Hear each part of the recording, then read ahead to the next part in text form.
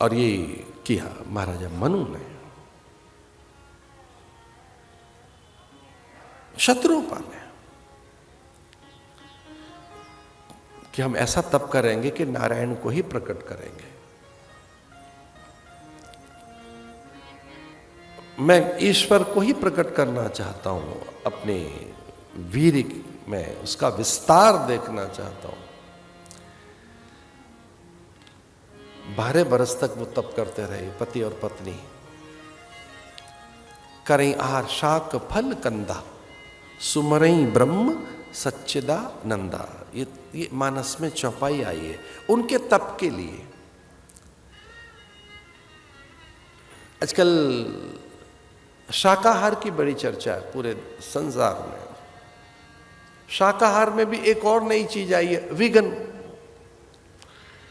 उसकी और भी चर्चा है। उसमें डेयरी प्रोडक्ट्स नहीं ले रहे हैं लोग।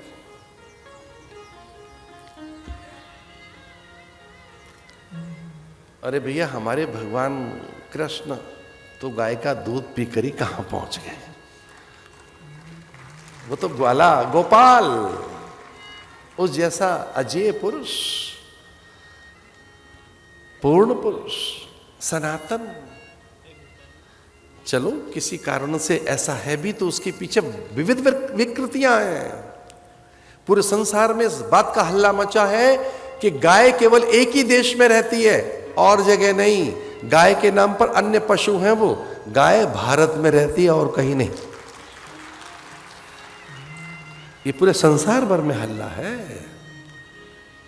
या एक देश ने हिम्मत की, ब्राजील ने, वो सारी भारत की गाय लेकर वहां पहुंच गए। अन्य नस्ल की गाय पर मृत्यु दंड है वहां पर, अन्य नस्ल की गाय पर। उरुग्वे में 24 घंटे में हैंग कर दिया जाता है आदमी। उरुग्वे नाम की छोटी सी कंट्री है। अगर भारत की गाय के इतर वहां को दूसरी गाय किसी के पास भी है, 24 आवर्स में हैंग कर देते हैं उसे। और मैं कहानी किस्सा नहीं सुना रहा, सत्य घटना है ये।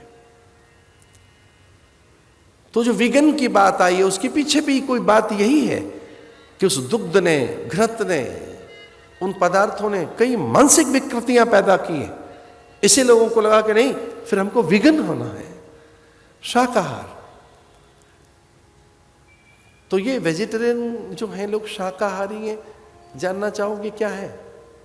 करई आहार शाक फल कंदा।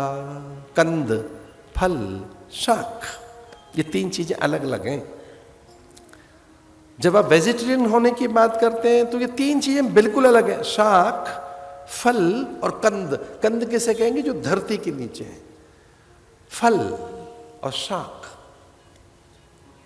फिर ये भी उन्होंने छोड़ दिए। कंद से आए वो शाक पर, फिर शाक भी छोड़ दिए तो फिर वो आए फलों पर, फिर फल भी छोड़ दिए तो पत्र से रहने लगे, फिर पत्र भी त्याग दिया उन्होंने, सूखे पत्तों पे रहने लगे। और एक पीपल के पत्ते में, सूखे पत्ते में, एक पीपल के सूखे पत्ते में लगभग 1 मिलियन ईयर्स के लिए तत्व छुपा होता है। 1 मिलियन माने 10 लाख साल तक के लिए पीपल का पत्ता मरता नहीं है। सूखा पत्ता, मैं गीले पत्ते की बात नहीं कर रहा, मैं तुलसी पत्र की बात करूं तो मिलियंस ईयर्स उसके द्रव्य, उसके रसायन बनी रहती है। विज्ञान कह रहा है इस बात को। तो सूखे, पहले तो कंद छोड़े, फिर शाक पर आए, फिर फल छोड़कर पत्र, पत्र से भी सूखे पत्र, और फिर वो जल के आधार पर रहने लगे, जल से भी फिर वायु के आधार पर रहने लगे, और वायु का भी आधार त्याग कर वो आत्म तत्व में लीन हो गए, और फिर नारायण प्रकट हुए। इतने नैसर्गिक हो गए, इतने प्राकृतिक हो गए, पवन के साथ एकीकृत हो गए, धरा, अंबर, अग्नि, जल, वायु के साथ, आत्म तत्व के साथ भगवान प्रकट हुए। उर अभिलाष निरंतर होई, देखो नयन परम प्रभु सोई। उसे अपनी संतान बनाना है, हट हो गई, एक प्रकार की जिद बन गई। उस व्यक्ति की हट बन गई जो पूरी धरती का शासक था, स्वामी था। उसने कहा उत्तम कोटि की संतान नहीं पैदा कर सका, एक बार एक उत्तम कोटि की संतान पैदा हो, ये हट है मेरी। पति पत्नी हट करने लगे। तो जैसे मैंने कहा, कंद छोड़े फल पर आए, फल छोड़े पत्र पर, पत्र छोड़े सूखे पत्र, जल, वायु और आत्म तत्व के साथ भगवान प्रकट हो गए थे। क्या चाहिए?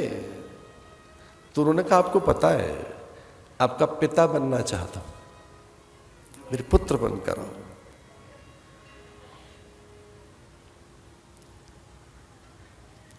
यद्यपि वो काम शून्य हो गई थी, शत्रुपकाम शून्य हो गई थी, उनमें कोई अभिलाषा नहीं रही। तब के बाद उनमें कोई आग्रह नहीं रहा। और तप में आग्रह है, तप में कोई हट है, तो फिर हट बहुत देर के बाद पूरी होती है। शत्रुपा की हट चली गई थी, शत्रुपा में कोई आग्रह नहीं था।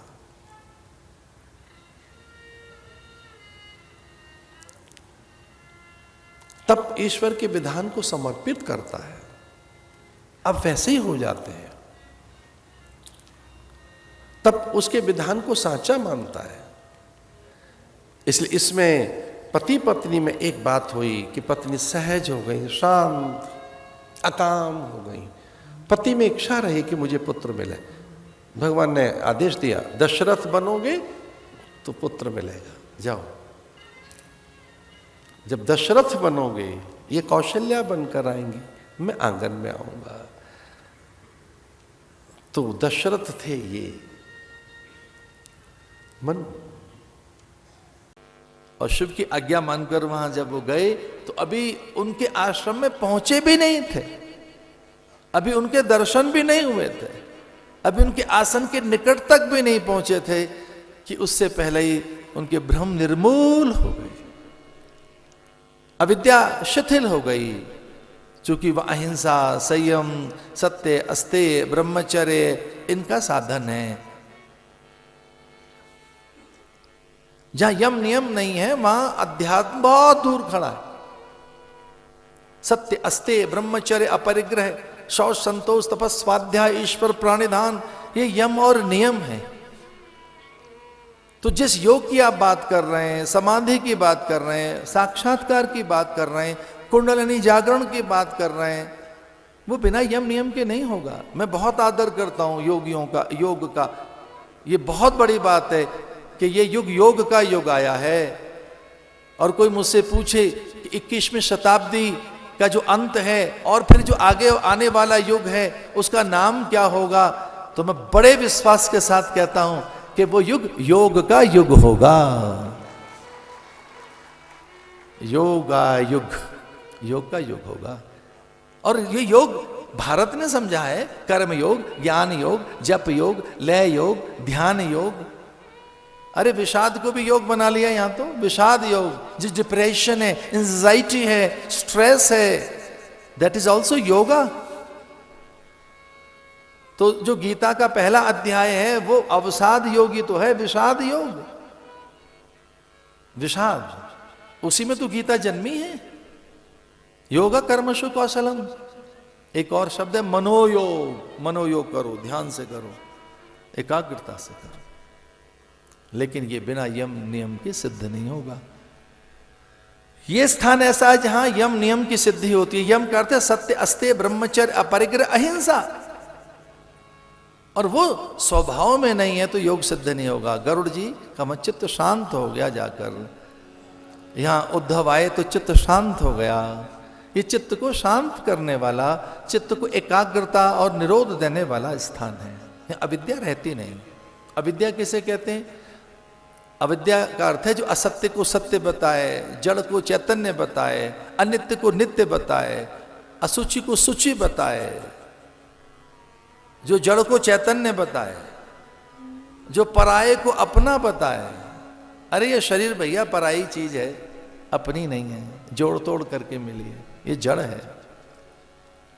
अविद्या का अर्थ है जो अनित्य को नित्य बताए, जो अनित्य है उसे नित्य बताए, जो झूठ को सच बताए, ये अविद्या नाश होती है।